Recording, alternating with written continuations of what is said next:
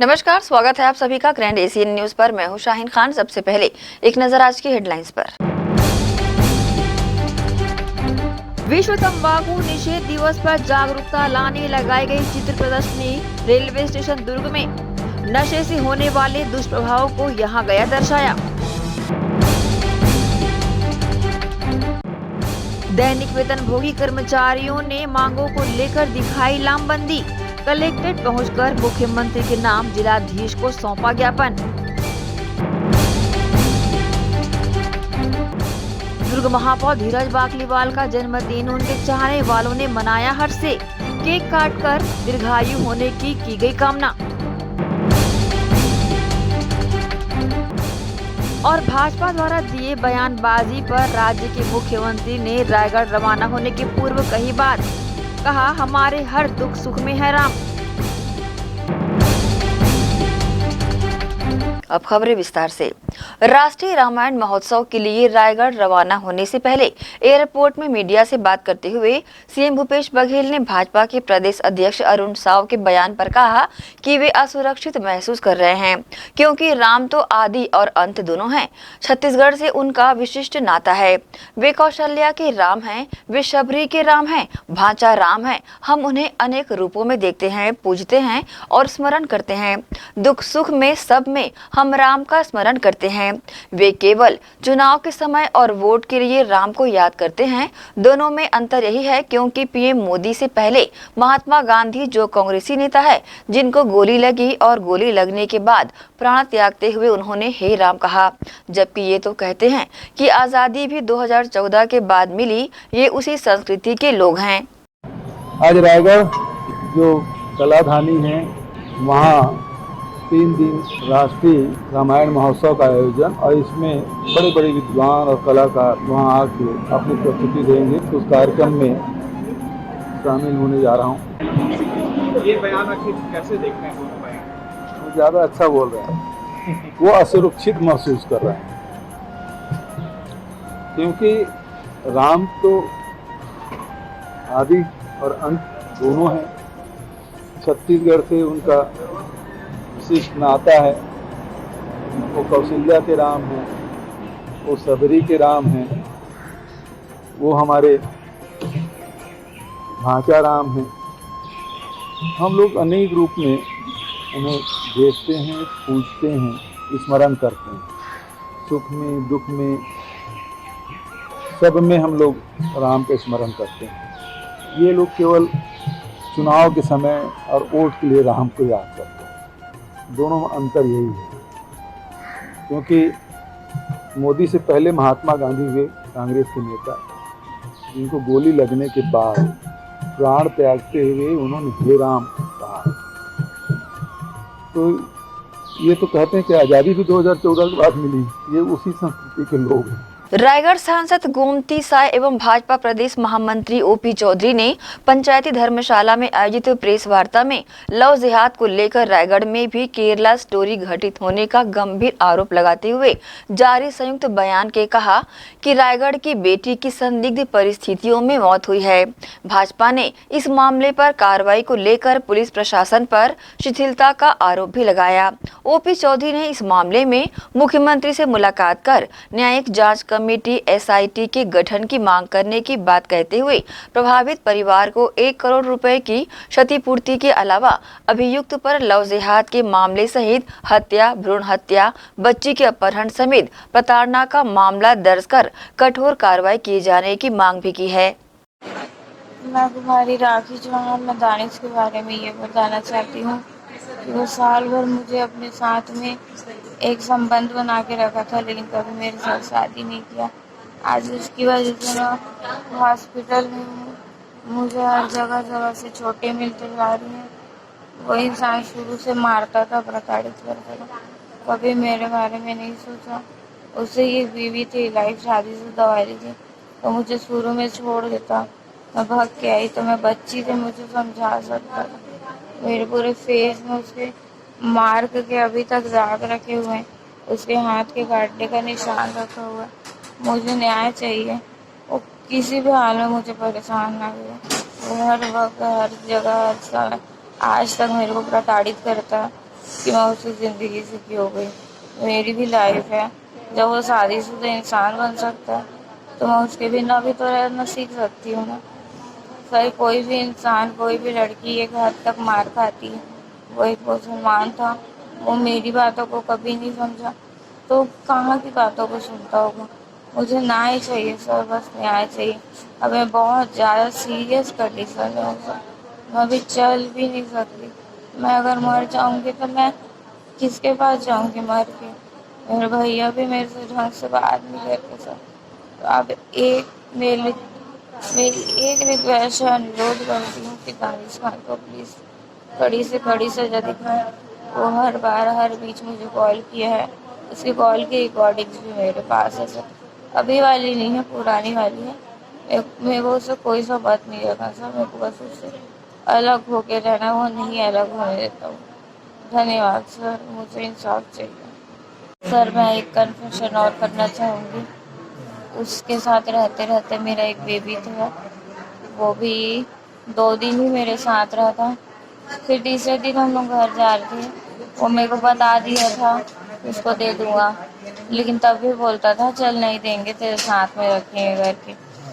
और मैं हॉस्पिटल में ही थी, तो मेरे से बहुत सारे डॉक्यूमेंट्स उन लोगों ने साइन करवाए थे। और सर वो बेबी उसी रात को दे दिया। मैं बहुत रोई थी सर, चिल्ला चिल्ला के, लेकिन वो एक बार भी ये नहीं बोला कि कल ला के दे दूंगा और तुम्हारे साथ रखूंगा सर, कभी नहीं बोला। एक रूम में मेरे को ताला लगा के जाता था सर। सीजर में मेरी बेबी हुई थी, उसको एक बार भी मेरे ऊपर तरस नहीं आया सर, बल्कि आगे मैं ये बोलती थी कि तुम बच्ची हो, कब लेके आओगे, जल्दी ले आओ, मेरे को अच्छा नहीं लगता। तो बेबी को दे दिए ना, और कितने बार लाएंगी। फिर एक दिन ये भी बोला सर, क्या तेरी बेबी का जलसा हो रहा है, तू भी दारू पी बैठ कर करके। और दूसरी बात ये सर, मैं एक अनाथ लड़की हूँ सर, मेरे रियल पेरेंट्स नहीं है। ये लोग मुझे रियल पेरेंट्स से भी बढ़कर प्यार दिए, आज भी मेरा सपोर्ट करते हैं सर। और प्लस ये भी कि मैं इतनी गलतियों करने के बाद भी मेरे पेरेंट्स आज मेरे साथ सपोर्ट है। मम्मी नहीं है सर मेरी, भाभी, पापा और भैया है बस, इसके अलावा कोई नहीं है सर। प्लीज़ सर, मेरे को जितना हो सके उतना उस लड़के से दूर करें। बीच में ही कॉल करके परेशान किया था, दूसरे दूसरे लड़कों को मारता था, उन्हें मेरे को फ़ोन करके बोलते थे तेरा दानिश भरमता है तेरे लिए। सर ये मेरी लाइफ में, मैं कुछ भी करूं, दानिश अब भी मेरे पीछे पड़ा है। प्लीज़ सर उसको मना कर दीजिए, मेरे आगे पीछे कोई नहीं है सिवाय मेरे चौहान फैमिली के सर। एक और बात सर, मेरी माँ है बस, मेरा भाई है और मेरी भाभी है। मेरा भाई मुझे अभी कुछ दिनों से पसंद ही नहीं करता था। आज देखिए जब मेरा तबीयत खराब है, मेरा भाई मेरे लिए दौड़ते आया है। उस दानिश का तो थोड़ी फर्क पड़ता है सर, जो यूज़ करके छोड़ दिया। माँ बाप में से बाप ही है, मेरी माँ भी एक्सपायर कर गई सर, थोड़ा सा उसके लिए कोऑपरेट कर दिया। मैं ऐसे कभी नहीं रहती थी, उसकी वजह से ऐसा बदनाम हो। हर किसी को फ़ोन करके मैसेज करके बोलता है कि तुम लोग राखी के साथ क्यों घूमते हो। सर ये मेरी ज़िंदगी, मैं किसी के भी साथ घूमूँ, मेरी फैमिली मना नहीं की आज तक, वो कौन होने वाला है सर। देख लीजिए सर मेरे हाथों को कैसे हो गया मेरा हाथ, सेकंड वाला हाथ देखिए सर, ये उसकी वजह से काटना पड़ गया था सर। ये देखिए बहुत मारा है सर, मेरा सर सूज गया है। ये बचपन का है, ये अभी कभी भी कहीं पे भी कपड़ा खोल के मारना, उसका बेल्ट से मारना, वो इंसान किसी औरत के साथ रहने लायक नहीं है। दानिश बहुत बेकार इंसान है सर, मुझे इंसाफ दिला दीजिए बस, मुझे जीने नहीं दे रहा। लव जिहाद की केरल स्टोरी फिल्म में पूरे देश ने देखी। आज लव जिहाद की छत्तीसगढ़ स्टोरी हमारे रायगढ़ में दुखद तरीके से घटित हुई है। अनुसूचित जाति की बहन राखी चौहान के साथ लव जिहाद की घटना हुई है दानिश खान के द्वारा। उसने पहले उसे प्रेग्नेंट किया, लो क्लास से वो फिर चली गई, फिर उसके बाद एक बच्ची का जब जन्म हुआ तो उसे भेज दिया गया या गायब कर दिया गया, हत्या कर दी गई। इस तरह की आशंका उसके पीड़िता के परिवार ने प्रेस कॉन्फ्रेंस करके लगाया है। इसके पश्चात पीड़िता के परिवार ने कहा है कि पुलिस की जांच पर उसे भरोसा नहीं, इसलिए न्यायिक अधिकारी की अध्यक्षता में SIT का गठन हो और हाई कोर्ट के निगरानी में जांच की प्रक्रिया को चलाया जाए। भारतीय जनता पार्टी की ओर से हमने 1 करोड़ रुपया अनुसूचित जाति के उस गरीब परिवार के लिए सहायता राशि की मांग की है। कल मुख्यमंत्री जी से मिलने का समय मांगे हैं। अगर 302 का FIR नहीं होता, सारे धाराओं में 311, 312, 313 में नहीं होता, SIT का गठन नहीं होता, अगर मुआवजा नहीं दिया जाता, सहायता राशि नहीं दी जाती, तो भारतीय जनता पार्टी सड़क की लड़ाई लड़ने के लिए विवश हो। 2 जून की रोटी के लिए लगातार संघर्ष कर रहे आदिम जाति विभाग के कर्मचारियों ने अपनी 2 सूत्री मांग को लेकर ज्ञापन सौंपा। आदिम जाति कल्याण विभाग संघ के बैनर तले गुरुवार को बड़ी संख्या में सभी कर्मचारियों ने अपनी मांग को लेकर आवाज उठाई। साथ ही दुर्ग कलेक्ट्रेट पहुंचकर मुख्यमंत्री के नाम जिलाधीश को ज्ञापन सौंपा। हम बता दें, प्रदेश सहित जिले में कार्यरत समस्त दैनिक वेतनभोगी कर्मचारियों को कलेक्टर दर पर वेतन आहरण का आदेश प्रसारित करने व कार्यभारित आकस्मिकता निधि के पद पर कार्यरत चतुर्थ श्रेणी कर्मचारियों को नियमित स्थापना के पद पर पदस्थापना देने की मांग लगातार की जा रही थी, जिसके तहत अपनी 2 सूत्री मांगों के तहत आदिम जाति कल्याण विभाग में 3 वर्ष से लगातार कार्यरत चतुर्थ श्रेणी मजदूरी दर पर और कार्यरत कर्मचारियों को कलेक्टर दर पर वेतन आहरण का आदेश जारी करने एवं कार्यभारित आकस्मिकता निधि के पद पर कार्यरत कर्मचारियों को शासन के नियमानुसार नियमित स्थापना के पद पर पदस्थापना करने मांग रखी। इस संबंध में अपनी प्रतिक्रिया भी उन्होंने दी। की तरफ से हमारे 2 मांग है प्रमुख। एक है जो विगत 3 साल, 5 साल, 10 साल से मजदूरी दर में कार्यरत, उसको आज तक कलेक्टर दर में कोई आदेश नहीं दिया गया। दूसरा मांग है 30 साल, 35 साल हो गया कार्यभारित आकस्मिक में, उसको निर्मित पद मिलना चाहिए, वो आज तक नहीं मिला है। तो उसको पद ही नहीं निर्मित बोल रहा है अधिकारी, उसको निर्मित पद का प्रावधान होना चाहिए, प्रावधान ही नहीं है बोल रहा है। विकास भैया ने पहले ही बताया है कि हमारा जो मुख्य मांग है वो है कि बहुत टाइम से, मतलब 10-15 साल से कर्मचारी मजदूरी दर में ही काम कर रहे हैं। उनके पास ना कोई आदेश है, ना कुछ नहीं है। ऐसे में तो उनका पूरा जीवन जो है मजदूरी दर में गुजर जाएगा, ना तो उनको नियमितीकरण का लाभ मिलेगा और ना तो उनका सैलरी अच्छे से बढ़ पाएगा। तो जो मजदूर में कर्मचारी है उनको नियमितीकरण किया जाए। और दूसरी बात है, इस हमारे ट्राइबल डिपार्टमेंट विभाग में प्रमोशन का कोई चांस ही नहीं है, तो प्रमोशन का रास्ता खोले ताकि हम लोग को भी प्रमोशन का लाभ मिले। हमारे विभाग को छोड़ के बाकी सब विभाग में प्रमोशन होता है, लेकिन हमारे विभाग में प्रमोशन बिल्कुल भी नहीं होता है। हाँ, नियमित पद नहीं होने के कारण या स्थापना नहीं करने, इसी कारण जो है हम लोग का प्रमोशन नहीं हो पा रहा है। तो आज के दिन हम लोग पूरे प्रदेश भर में, आज ही के दिन और एक ही समय में पूरे प्रदेश भर में सभी कलेक्टर ऑफिस में जाके कलेक्टर के माध्यम से मुख्यमंत्री जी को ज्ञापन सौंपे हैं। विभाग कर्मचारी संघ 30-183 जो कि प्रांत स्तर पर मुख्यमंत्री जी को कलेक्टर सर के माध्यम से ज्ञापन सौंपने के लिए जिला कार्यालय दुर्ग में उपस्थित हुए हैं। हमारा आज का जो रैली निकला था उसका शीर्षक था 1 जून को 2 जून की रोटी के लिए संघर्ष। जैसे कि शीर्षक से स्पष्ट हो रहा है कि हमारे डिपार्टमेंट में बहुत सारी समस्याएं हैं जिससे कर्मचारियों को 2 जून की रोटी का भी परेशानी सामना करना पड़ता है, जिसके निराकरण के मांग को लेकर आज हम जिला कार्यालय में उपस्थित हुए हैं। और उन मांगों में 3 मांगों को लेकर हमने फोकस किया था। जैसे कि हमारे कार्यालय में 3 साल, 5 साल, 10 साल, 17 साल ऐसे कर्मचारी कार्यरत हैं जिनको कि कलेक्टर दर का भी आदेश प्रसारित नहीं किया गया है, दैनिक वेतनभोगी में ही कार्यरत है, उनको कलेक्टर रेट का आदेश प्रसारित किया जाए। साथ ही कर्मचारियों को जो भी नियमित है उनको भी पदोन्नति के नाम पर कुछ भी नहीं मिलता है। अन्य विभागों की तुलना पे हमारे ही समकक्ष शिक्षा विभाग है जो हमारे विभाग से ही अलग होकर बना था, जैसे बालोद में जहाँ भी है वहाँ उनको पदोन्नति मिल गई है, लेकिन हमारे डिपार्टमेंट में पदोन्नति के नाम पर इसका कोई निराकरण नहीं किया गया है, जिसका की मांग हमने शासन के पास रखा है। साथ ही शासकीय अवकाश का एक बड़ा समस्या है हमारे साथ। अन्य विभागों में शासकीय अवकाश प्रदान किया जाता है जबकि हमारे विभाग में शासकीय अवकाश का प्रावधान नहीं है, ऐसा बताया जाता है। तो हम शासन से यही मांग करते हैं कि अगर हमें शासकीय अवकाश का अगर पात्रता नहीं है तो हमें अन्य विभागों की तुलना में 1 माह का एक्स्ट्रा वेतन दिया जाए, जिससे कि हम कर्मचारियों पर जो मानसिक दबाव रहता है वो कुछ हद तक दूर हो सके। ग्रैनीसीन न्यूज़ के लिए दुर्ग से नसीब फारूकी की रिपोर्ट। दुर्ग महापौर धीरज बाकलीवाल के जन्मदिन पर बधाई देने वालों का तांता सिविल लाइन स्थित आवास में देखने को मिला। इस अवसर पर मुख्यमंत्री भूपेश बघेल, विधायक अरुण वोरा समेत दिग्गजों ने भी अपनी शुभकामनाएं दी। दुर्ग नगर पालिका निगम के महापौर धीरज बाकलीवाल के जन्मदिन पर प्रदेश के सभी नेताओं एवं मंत्रियों ने शुभकामनाएं दी। इस मौके पर दुर्ग सिविल लाइन स्थित नवनिर्माण आवास F4 में भीड़ देखने को मिली। बड़ी संख्या में लोग सुबह से ही महापौर निवास पहुंचे, केक काटकर अपनी बधाइयां देने लगे। इस अवसर पर मुख्यमंत्री भूपेश बघेल, गृह मंत्री ताम्रध्वज साहू, नगरीय निकाय मंत्री शिव डहरिया ने उन्हें जन्मदिन की शुभकामनाएं देते हुए उत्तम स्वास्थ्य एवं सुदीर्घ जीवन की कामना की। साथ ही विधायक अरुण वोरा, पूर्व विधायक प्रतिमा चंद्राकर, आयुक्त लोकेश चंद्राकर, प्रदीप चौबे के अलावा मदरसा बोर्ड अध्यक्ष अल्ताफ अहमद, पिछड़ा वर्ग उपाध्यक्ष आर्यन वर्मा सहित नगर निगम जनप्रतिनिधियों, निगम के अधिकारियों और कर्मचारियों, साथ ही आम जन नेताओं ने स्वयं मिलकर महापौर को शुभकामनाएं दी।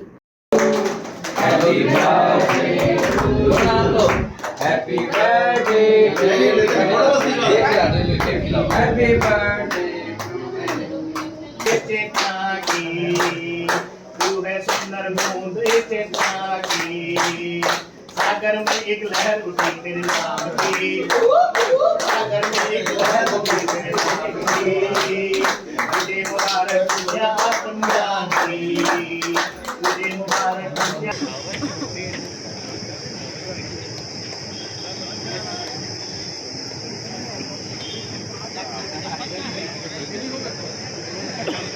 ग्रैंड एशियन न्यूज के लिए दुर्ग से नसीम फारूकी की रिपोर्ट।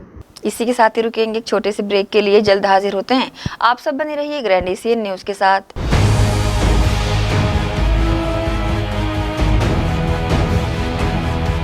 उदय पब्लिक स्कूल, जी हां, जामुल में संचालित उदय पब्लिक स्कूल में अनुभवी शिक्षकों के द्वारा नर्सरी से कक्षा 8वीं तक अध्ययन कराया जाता है। इस वर्ष से प्ले ग्रुप का शुभारंभ।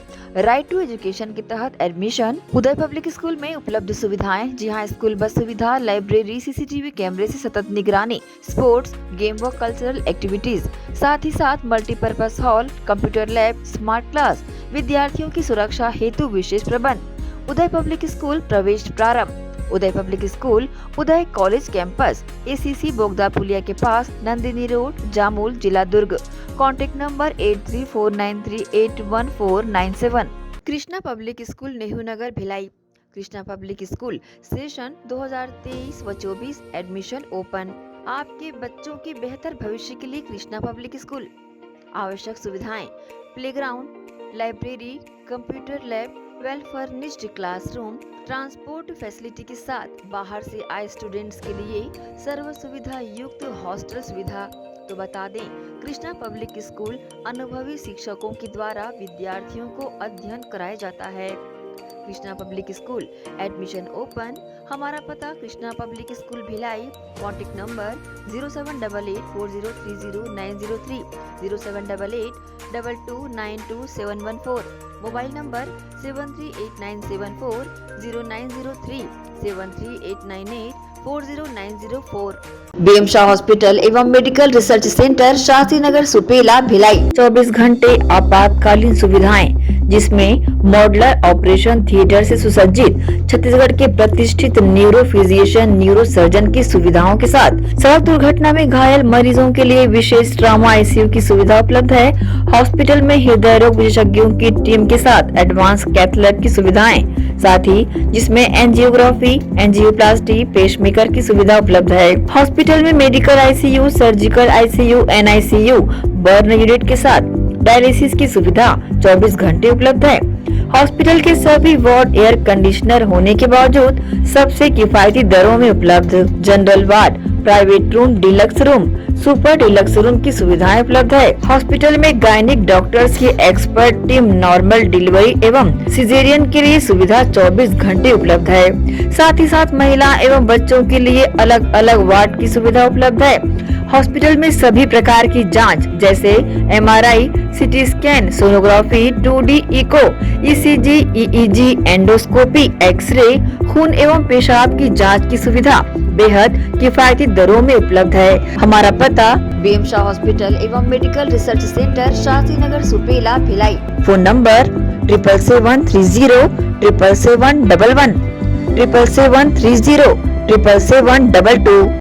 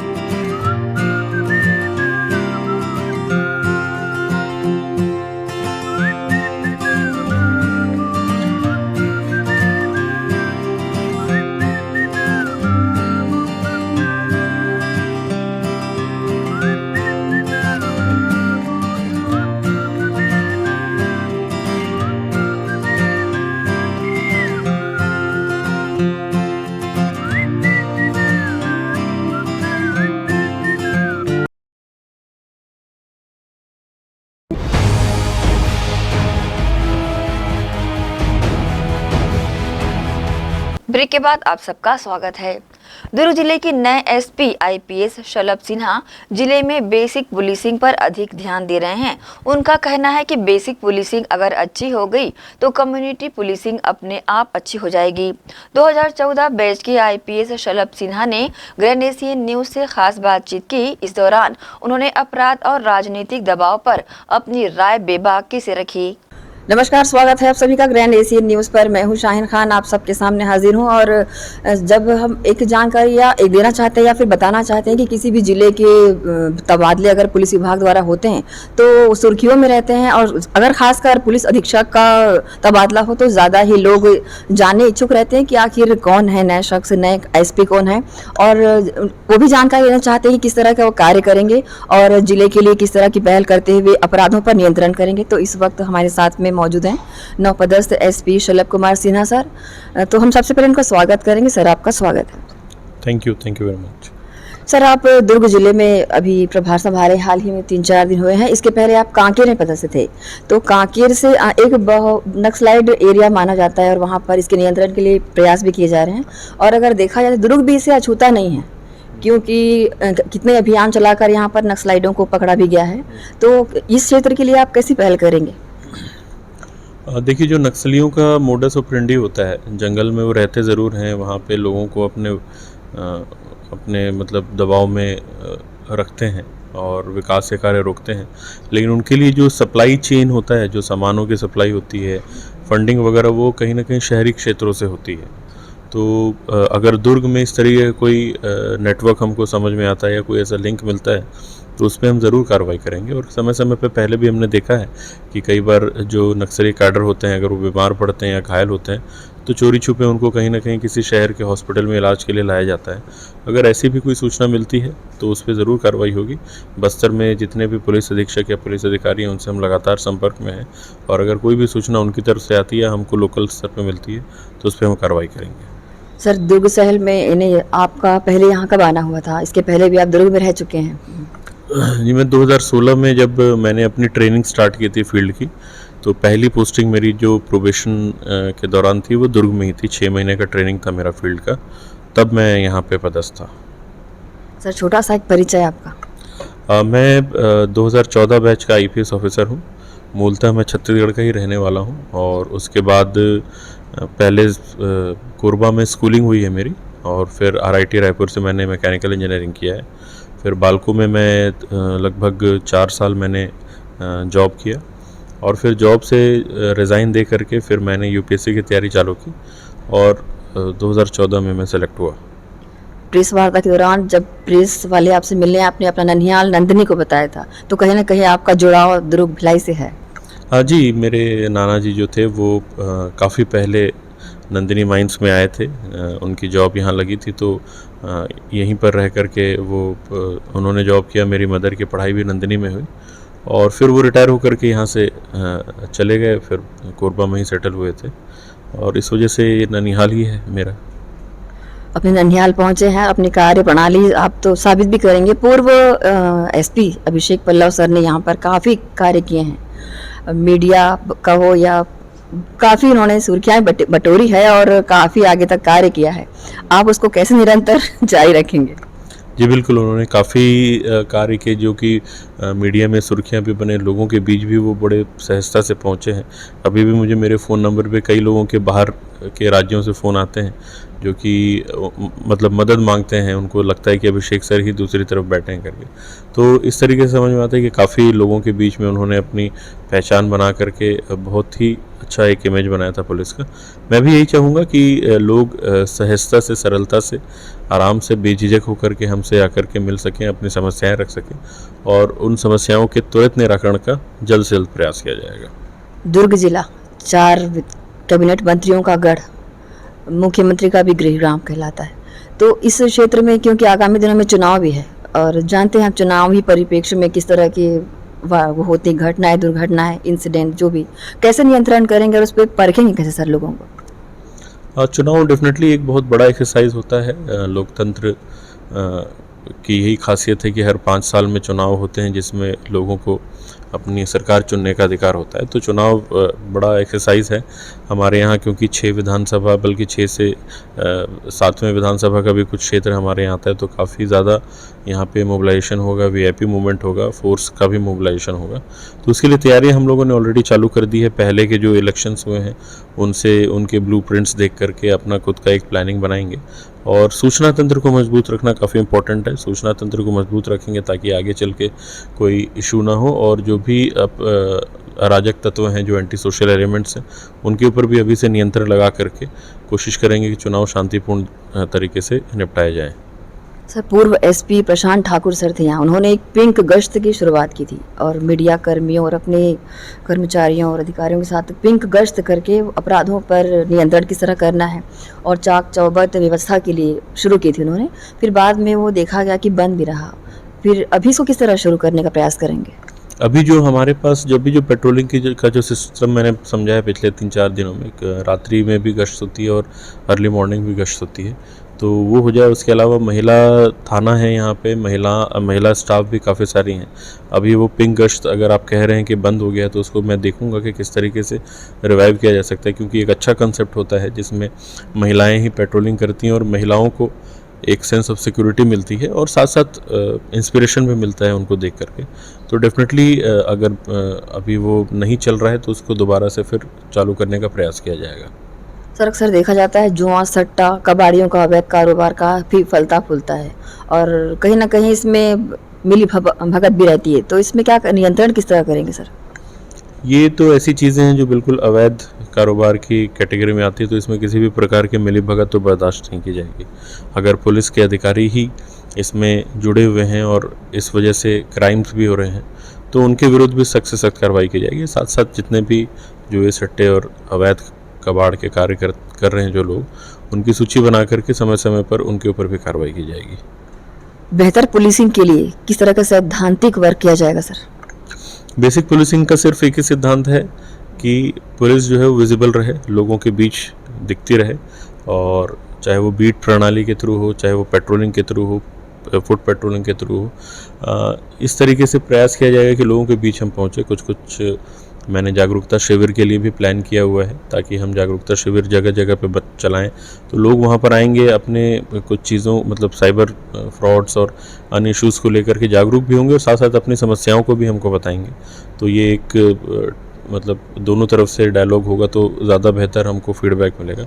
तो कोशिश यही रहेगी कि जैसा पहले भी मैंने कहा, अवैध कारोबारियों की सूची बनाकर उन पर प्रभावी कार्रवाई, साथ साथ जो गुंडे बदमाश एलिमेंट है उनकी लगातार चेकिंग और उनके ऊपर कार्रवाई, इस तरीके से कोशिश करेंगे बेसिक पुलिसिंग के थ्रू एक अच्छी पुलिसिंग कर सकें। साइबर क्राइम का भी आपने जिक्र किया था, अक्सर बहुत इसके ठगी के शिकार हो रहे हैं लोग, इस पर नियंत्रण कैसा किया जाएगा? क्योंकि लाख समझाइश के बावजूद भी लोग इसके शिकार हो रहे हैं। हाँ, एक ये समस्या है कि जागरूकता अभियान भी चल रहे हैं आजकल, काफ़ी सारे चैनल, टीवी चैनल्स में भी कार्यक्रमों के माध्यम से भी सूचनाएं प्रसारित की जा रही हैं, लेकिन फिर भी कई लोग अनजाने में इस के गिरफ्त में आ जा रहे हैं, इसके शिकार हो जा रहे हैं। तो अगर कोई अभी तो गवर्नमेंट ने काफ़ी सारे ऐसे प्लेटफॉर्म्स दिए हैं कि अगर तुरंत आप उस पर रिस्पॉन्ड करें तो आपके पैसे नुकसान होने से बच सकते हैं। तो हम उसी चीज़ का और ज़्यादा प्रचार प्रसार करेंगे, और अगर किसी का नुकसान हो गया है तो हम प्रयास करेंगे कि जो भी हमारे पास साइबर से संबंधित टूल्स हैं, जो सॉफ्टवेयर्स हैं, उनका इस्तेमाल करके किसी तरीके से हम आरोपी तक पहुँचे और पीड़ित को न्याय दिलाएं। सर, अक्सर देखा जा रहा है कि यूथ जो युवा हैं, फैशन हुआ या फिर दिखावे के चक्कर में अपनी बाइक को मॉडिफाई करते हैं, उसमें अलग से एक साउंड लगवाते हैं और स्टंट मार करके भी लोगों को डराते धमकाते हैं। ऐसे में जो वृद्ध वर्ग है काफ़ी उससे विचलित होता है और कई बार ऐसा एक्सीडेंट का भी मौका देखा जाता है। आप क्या कहेंगे इसमें? बिल्कुल, ये तो गलत है। सबसे पहले तो बाइक्स को मॉडिफाई कराना ही गैरकानूनी है। मोटर व्हीकल एक्ट के अंदर काफ़ी सारे प्रावधान हैं इससे निपटने के लिए। तो ऐसी कोई भी सूचना मिलने पर ट्रैफिक प्रभारियों को भी हमने निर्देशित किया हुआ है। पहले भी कार्रवाई हुई है, आगे भी कार्रवाई होती रहेगी।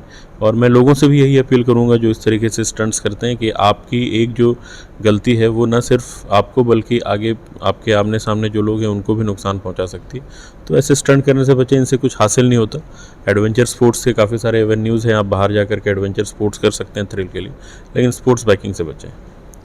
सर, ग्रैंड एशियन न्यूज़ के माध्यम से आम जनता को क्या संदेश देना चाहेंगे? आम जनता को यही संदेश देना चाहेंगे कि पुलिस आपकी सेवा के लिए तत्पर है। आपकी सेवा के लिए ही हम यहाँ पर बैठे हैं। हमसे घबराने की, डरने की, झिझकने की आवश्यकता नहीं है। आप किसी भी समय बेझिझक होकर हमसे आकर मिल सकते हैं, मेरे ऑफिस में मिल सकते हैं, मेरे फ़ोन नंबर पे कॉल कर सकते हैं, अन्य अधिकारियों से भी मिल सकते हैं। और अगर पुलिस के संबंध में कोई शिकायत है तो भी आप चाहें तो हमें गोपनीय ढंग से, चाहें तो गोपनीय ढंग से, या मिलकर बताना चाहें तो मिलकर आप हमको सूचना दे सकते हैं।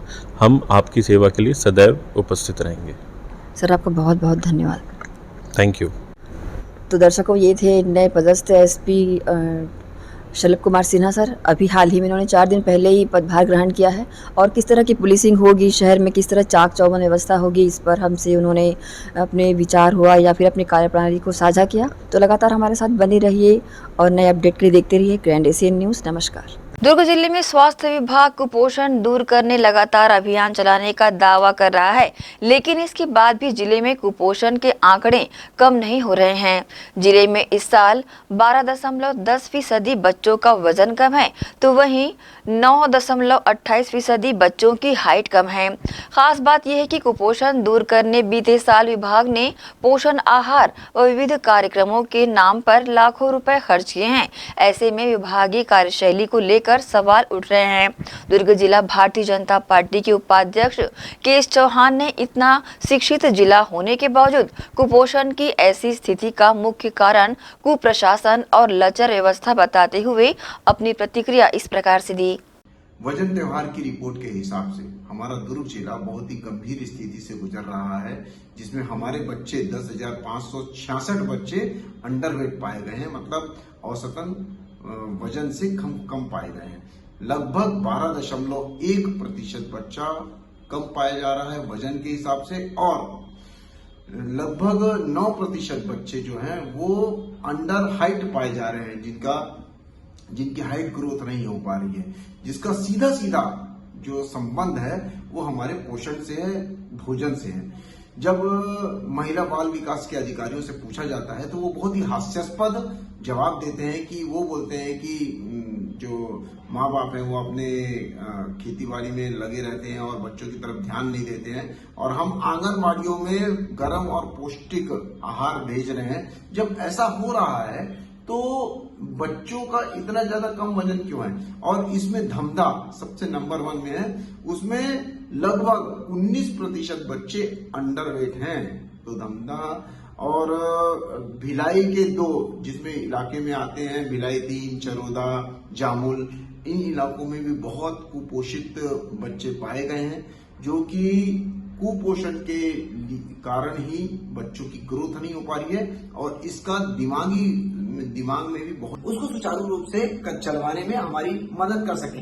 लेकिन उसके बावजूद हमारे को भी सजग खाते, ताकि उनका वजन के और दूसरी चीजों में जो अपने श्रेय की जो राजनीति है उसको छोड़ के व्यवस्था में लगे, क्योंकि जो जनता ने आपको आशीर्वाद दिया था वो एक रेस्पॉन्सिबिलिटी दी थी, वो इसलिए दी थी कि आप हमारा संरक्षण कर सकें और जो सिस्टम है उसको सुचारू रूप से चलवाने में हमारी मदद कर सकें। लेकिन उसके बावजूद हमारे को भी सजग रहना पड़ेगा अपने बच्चों की खातिर, ताकि उनका वजन कम ना हो, और उनके खान पीन में भी ध्यान देना पड़ेगा, और हमारे को यह भी सजग रहना पड़ेगा कि आंगनबाड़ियों में कैसा भोजन आ रहा है तो हम खुद भी चेक करें, और अगर कुछ ऐसी त्रुटि पाई जाती है तो नजदीकी जो अधिकारी हैं उनको बिल्कुल लिखित या मौखिक रूप से हम इत्तला करें। नवागांव साल्हे के ग्रामीणों ने गांव की जमीन पर हो रहे अवैध कब्जे की शिकायत लेकर कलेक्ट्रेट पहुंचे और ज्ञापन सौंपा। ग्राम नवागांव साल्हे के शासकीय भूमि पर अवैध अतिक्रमण कर कब्जा किए जाने की शिकायत लेकर पहुंचे 2 दर्जन से भी अधिक ग्रामीणों ने कलेक्ट्रेट पहुंचकर जिलाधीश के नाम ज्ञापन सौंप अपनी शिकायत की। उन्होंने बताया कि गांव के ही लोगों द्वारा अवैध तरीके से अतिक्रमण कर लगातार निर्माण किया जा रहा है, जिसके चलते शासकीय भवन निर्माण, तालाब निर्माण, निस्तारी जैसी समस्या का सामना करना पड़ रहा है, जिसे रोकने वाला कोई भी नहीं है। इसी कड़ी में समस्त ग्रामवासियों ने लिखित शिकायत जिलाधीश के नाम दी है। इस संबंध में ग्रामीणों ने अपनी प्रतिक्रिया दी। नवागांव साल्हे जो दुर्ग जिला का आखिरी बॉर्डर में है, वहाँ से आए हैं। तो मामला अतिक्रमण का है।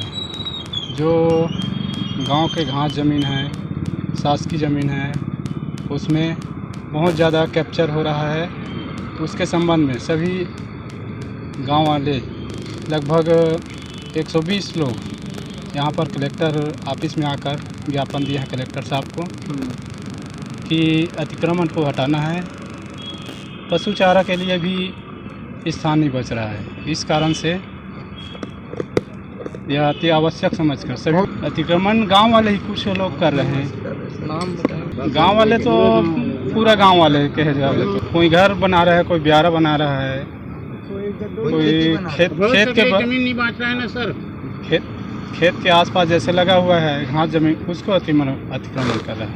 के लिए जगह नहीं बांटे सर, पूरा बेकार कब्जा कर रहे हैं। धरसा भी नहीं बांट रहे, कुछ भी नहीं बांट रहे, महात्मा गांधी भी नहीं बांट रहे, पूरा गौठान भी नहीं है। बस्ती वाले में सब बोल रहे मीटिंग में बुला कुछ मानता नहीं बात, मनमोजी चल रहे। हमका कदमी अब धान जगह टूटना चाहिए, सीधी बात।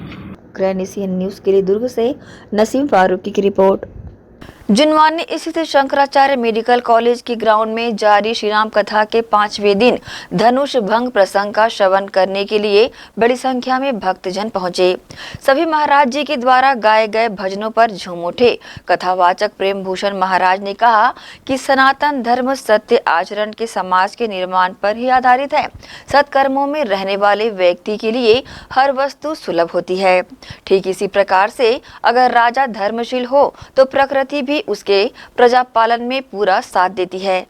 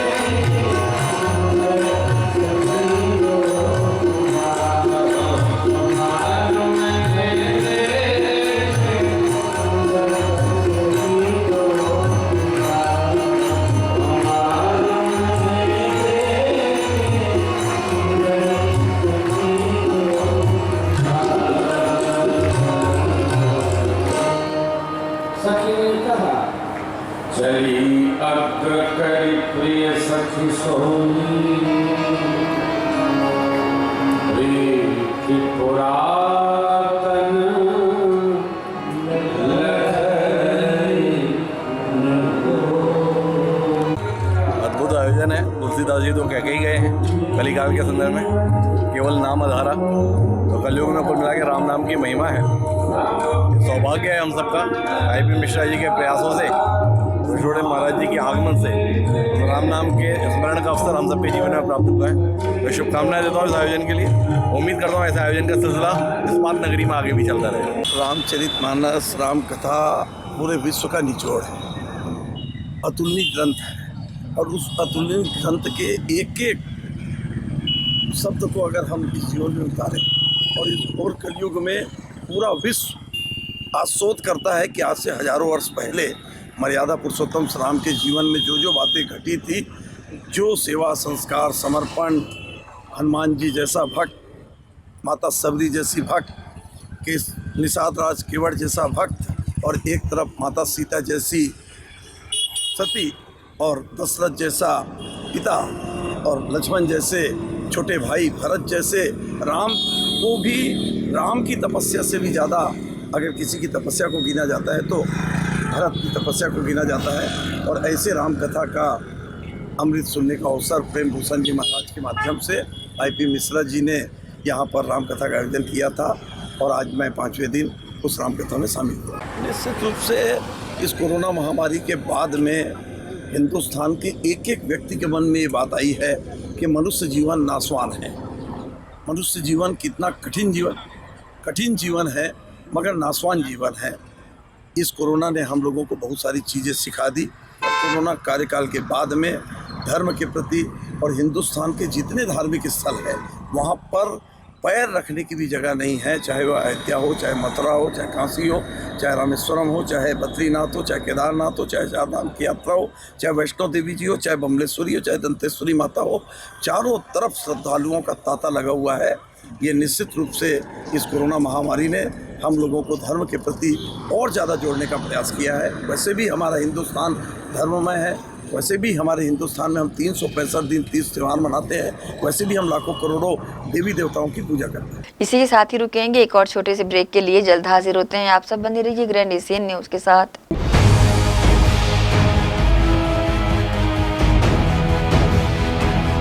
श्री शंकराचार्य हॉस्पिटल 750 बिस्तरों का आधुनिक अस्पताल एवं 150 MBBS सीटों का मेडिकल कॉलेज। उपलब्ध सुविधाएं 24 घंटे आकस्मिक चिकित्सा सुविधा, विशेषज्ञ चिकित्सक सुविधा, डिलीवरी एवं टीकाकरण सुविधा, 24 घंटे एम्बुलेंस सेवा सुविधा एवं आधुनिक उपकरणों से सुसज्जित ऑपरेशन थिएटर, नवीनतम उपकरणों से सुसज्जित पैथोलॉजी लैब, एक्सरे एवं सोनोग्राफी की सुविधा, ICU, ICCU, NICU, MRI, CT scan एवं डायलिसिस यूनिट्स की सुविधा उपलब्ध। न्यूनतम दर पर दवाएं उपलब्ध। मोतियाबिंद ऑपरेशन, जननी सुरक्षा योजना, राष्ट्रीय स्वास्थ्य बीमा योजना, मुख्यमंत्री स्वास्थ्य बीमा योजना के अंतर्गत चिकित्सा सेवा उपलब्ध। स्मार्ट कार्ड सेवा उपलब्ध है। OPD टाइमिंग सुबह 9 बजे से शाम 4 बजे तक। जनता उच्चतर माध्यमिक विद्यालय हिंदी मीडियम कक्षा 1 से कक्षा 12वीं तक अध्ययन। Janata English medium school affiliated to CG अंग्रेजी माध्यम के लिए नर्सरी, LKG, KG1, KG2 के साथ क्लास 1 से क्लास 8 तक अध्ययन। कॉमर्स, बायोलॉजी, मैथ्स हेतु अनुभवी शिक्षकों द्वारा बेहतर अध्ययन कराया जाता है। सभी कक्षाओं में CCTV कैमरों से निगरानी, स्मार्ट क्लास, कंप्यूटर एप्लीकेशन एवं प्रोजेक्टर सहित। जनता उच्चतर माध्यमिक विद्यालय जनता इंग्लिश मीडियम स्कूल प्रवेश प्रारंभ camp 2 Gandhi Chowk. Phone number 0788 22960666 9424124667।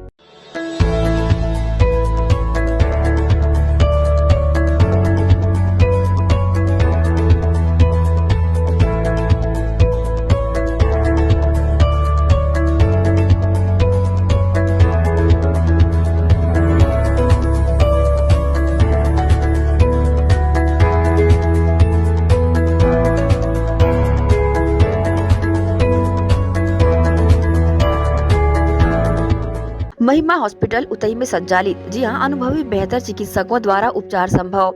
स्त्री एवं प्रसूति रोग विशेषज्ञ, पैथोलॉजी सुविधा, BP शुगर जांच व इलाज, OPD, चर्म रोग एवं गुप्त रोग विशेषज्ञ, कान नाक गला उपचार, रेडियोलॉजी, एक्सरे, ICU, NICU, घर पहुंच एम्बुलेंस सुविधा भी उपलब्ध है। OPD आदि सुविधाएं उपलब्ध है। महिमा हॉस्पिटल, हमारा पता main road Utai, petrol pump के पास उतई। Number 078826737111, mobile number 9907127097।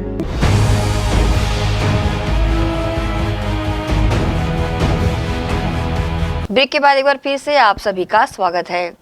नशा मुक्त भारत अभियान के तहत प्रजापिता ब्रह्मा कुमारी ईश्वरी विश्वविद्यालय द्वारा रेलवे स्टेशन दुर्ग में व्यसन मुक्ति चित्र प्रदर्शनी का आयोजन किया गया, जिसे बड़ी संख्या में यात्रियों ने देखा। प्रजापिता ब्रह्मा कुमारी ईश्वरी विश्वविद्यालय केराबाड़ी दुर्ग द्वारा नशा मुक्त भारत अभियान के तहत विश्व तंबाकू दिवस निषेध दिवस के उपलक्ष्य पर दुर्ग रेलवे स्टेशन में व्यसन मुक्ति चित्र प्रदर्शनी का आयोजन किया गया। इस मौके पर चित्र प्रदर्शनी को देखने के लिए बड़ी संख्या में यात्री उपस्थित रहे।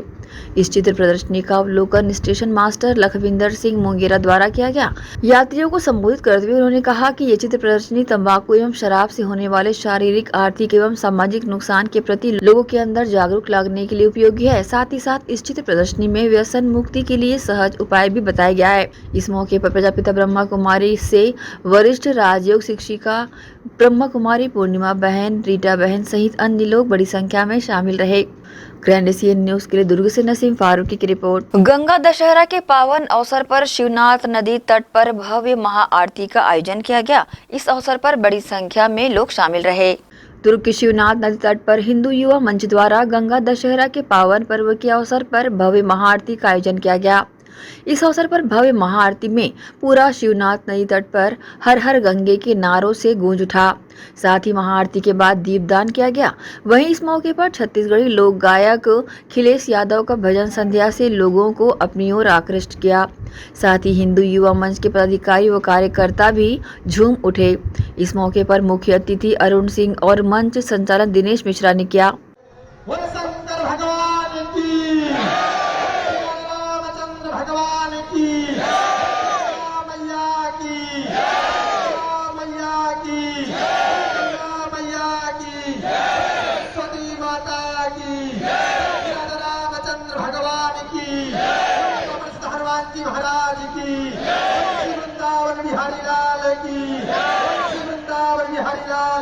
ग्रैंड एशियन न्यूज के लिए दुर्ग से नसीम फारूकी की रिपोर्ट। मंगल भवन खुर्सीपार में युवक युवतियों के लिए मेगा जॉब फेयर रोजगार मेले का आयोजन किया गया, जिसमें बड़ी संख्या में युवक युवतियों की भीड़ देखने को मिली। छत्तीसगढ़ सरकार की मंशा के अनुरूप आईटी सेक्टर की ओर बढ़ते कदम पर भिलाई में बीपीओ कॉल सेंटर खुलने जा रहा है। मुख्यमंत्री भूपेश बघेल की मंशा पर विधायक देवेंद्र यादव एवं महापौर नीरज पाल की पहल से भिलाई में इसके लिए शीघ्रता से कार्य किया जा रहा है। बीपीओ कॉल सेंटर खुलने से हजारों बेरोजगार युवक युवतियों को रोजगार मिल पाएगा। बीपीओ कॉल सेंटर में भर्ती की प्रक्रिया प्रारंभ हो गई है। इसके लिए मंगल भवन भिलाई खुर्सीपार में साक्षात्कार रखा गया था। टेक्नोटास्क बिजनेस सॉल्यूशन संस्था के द्वारा बेरोजगार युवक एवं युवतियों के लिए वॉक इन इंटरव्यू के माध्यम से सिलेक्शन की प्रक्रिया पूरी की गई। वॉक इन इंटरव्यू का आयोजन सुबह 11 बजे से मंगल भवन खुर्सीपार जोन 4 में किया गया। बीपीओ कॉल सेंटर में सिलेक्शन के लिए अभ्यर्थी की आयु 18 वर्ष से अधिक, शैक्षणिक योग्यता 12वीं से स्नातक पास एवं कंप्यूटर संचालन, हिंदी एवं अंग्रेजी भाषा का लेखन एवं वार्तालाप का अनुभव आवश्यक रखा था। इस जॉब फेयर के आयोजक ने इसको लेकर कुछ इस तरह की जानकारी दी। एक्चुअल में इधर जॉब का फेयरवेल चल रहा था मंगल भवन इधर खुर्सीपार में, तो उसी के लिए जॉब के लिए ही आए। ये एक्चुअल में बीपीओ है, कॉलिंग जो होता है उसके रिकॉर्डिंग जॉब है। मैं ये अपना कोसा नगर भिलाई से आया हूँ। एक्चुअल में जॉब अलग अलग प्रकार की, सबके लिए अलग अलग पोस्टें हैं। तो अपन लोग तो सेल्स एंड मार्केटिंग के हैं और भी कॉल सेंटर भी है, तो अलग अलग जॉब तो देखेंगे अब किस में लग सकता है इंटरव्यू। यहाँ मैं इंटरव्यू देने के लिए आई हूँ, क्वालिटी एनालिस्ट रोल के लिए एंड ट्रेनर प्रोफाइल के लिए भी अगर मैं देना चाहूँगी अगर मेरे को चांस मिलता है तो। इससे पहले भी एक्चुअली यहाँ पे नेहरू नगर में एक हुआ था टेक्नोटास्क का, उस टाइम पे मैं पार्ट बनी थी इंटरव्यू का। उस टाइम पे मैं एसोसिएट के लिए गई थी, बट दैट टाइम मुझे क्वालिटी एंड ट्रेनर का प्रोफाइल मिल रहा था, बट क्योंकि वो टेडेसरा था तो लोकेशन बहुत दूर था, दैट्स वाई मैं उस टाइम पे ज्वाइनिंग नहीं की थी। बट अभी क्योंकि अपॉर्चुनिटी यहाँ मेरे घर के पास में है, सो दैट्स वाई मैं यहाँ पे अप्रोच कर। मैंने क्वालिटी एनालिस्ट रोल के लिए अप्लाई किया है, बट मेरे को अगर चांस मिलता है तो मैं ट्रेनर प्रोफाइल के लिए भी करूँगी। ट्रेनिंग एंड क्वालिटी दोनों मेरा प्रोफाइल है, क्योंकि मेरे प्रीवियस ऑर्गेनाइजेशन में भी मैं करती हूँ, दैट्स वाई। टेक्नोटास्क बिजनेस सॉल्यूशन के द्वारा पिछले विगत 2 से 3 वर्षों में छत्तीसगढ़ में करीब 5000 लोगों से ज़्यादा लोगों को एम्प्लॉयमेंट दिया जा चुका है। भले ही वो कोविड काल का भी समय रहा हो, तब भी हमने उस टाइम पे 2 से 2500 लोगों को यहाँ पे रोजगार का अवसर दिया। अभी संस्था का यही है कि हम आगे कम से कम 1000 लोगों को और रोजगार उपलब्ध कराएं। तो जैसे कि हमारे 2 सेंटर हैं, एक हमारा राजनांदगांव में, एक रायपुर में है, तो भिलाई दोनों का मध्य स्थान है। तो यहाँ पे भी काफ़ी पोटेंशियल है युवाओं में, तो हम चाहते हैं कि हमको भी एक प्लेटफॉर्म दे ताकि वो भी अपने स्किल्स को यूज़ कर पाएँ और अपना एक बेहतर भविष्य टेक्नोटास्क संस्था के द्वारा आगे बना पाएँ। सर, हमारे यहाँ पे कॉल सेंटर एग्जीक्यूटिव का ओपनिंग है। बहुत सारे मल्टीनेशनल क्लाइंट्स हैं जिनके हमारे साथ में टाई-अप्स हैं। तो बेसिकली ये कॉल सेंटर का जॉब से यहाँ पे कॉल्स आते हैं, SMS आते हैं, चैट्स आते हैं, जिस पे लोगों को अपना रिजोल्यूशन देना होता है, तो ये लोग यहाँ पे हम इनको स्किल्ड भी करते हैं, ट्रेनिंग भी देते हैं। तो अभी हमारे पास में करीब 1000 लोगों की आवश्यकता है, तो जिसके लिए हमने ये मेगा जॉब फेयर अरेंज किया हुआ है। यहाँ पे इनका प्रॉपर रजिस्ट्रेशन होगा, जिसके लिए कोई भी शुल्क नहीं है। यहाँ पे हमारी टीम के द्वारा उनका इंटरव्यू भी किया जा रहा है। उन्हें आज के दिन में ही बता दिया जाएगा कि उनका रिजल्ट क्या है, और आगे आने वाले 15 से 20 दिन या 30 दिन में उनका हम ट्रेनिंग भी स्टार्ट करने वाले हैं। ये उनके स्किल सेट पे डिपेंड करता है, लेकिन उनके स्किल सेट के आधार पे हम उन्हें एक आकर्षक वेतनमान उपलब्ध कराते हैं। इस बेरोजगार मेले में सैकड़ों युवक युवतियां शामिल हुई और इसका लाभ उठाया। रोजगार मिलने से इन लोगों को इनके घर की माली हालत को सुधारने में काफ़ी मदद मिलेगी। ग्रैंड एशियन न्यूज़ के लिए प्रवीण मिर्जे के साथ शाहीन खान की रिपोर्ट। जब जब गर्मी पड़ती है तब राहों पर चलने वाले राहगीरों को पेड़ों की छांव की तलाश होती है, ताकि उस पेड़ की छांव में कुछ देर सुस्ता सके, और तभी लोगों को पर्यावरण संरक्षण के बारे में ख्याल आता है। परंतु भिलाई इस्पात संयंत्र और उसमें कार्यरत कर्मचारी पर्यावरण संरक्षण को लेकर काफी संजीदा नजर आते हैं और पर्यावरण को संरक्षित करने के लिए कई प्रकार के जागरूकता भरे कार्यक्रम एवं वृहद वृक्षारोपण जैसे कार्यक्रमों को किया करते हैं। इसी कड़ी में 1 जून को भिलाई इस्पात संयंत्र के प्लेट मिल में पर्यावरण संरक्षण के लिए शपथ ग्रहण समारोह का आयोजन किया गया, जिसमें विभाग के GM Hemant Kumar Bahurupi, DGM Narendra Kumar Bisen, assistant manager Amit Sharma सहित कर्मठ कर्मचारी मच्छंदर प्रसाद, शेखर, महेंद्र प्रताप, शुभम डांगे, गजेंद्र एवं सतीश पिल्लई मुख्य रूप से शामिल रहे। इसी के साथ ही आप चलेंगे इजाजत। आप सब बने रहिए ग्रैंड एशियन न्यूज़ के साथ। नमस्कार।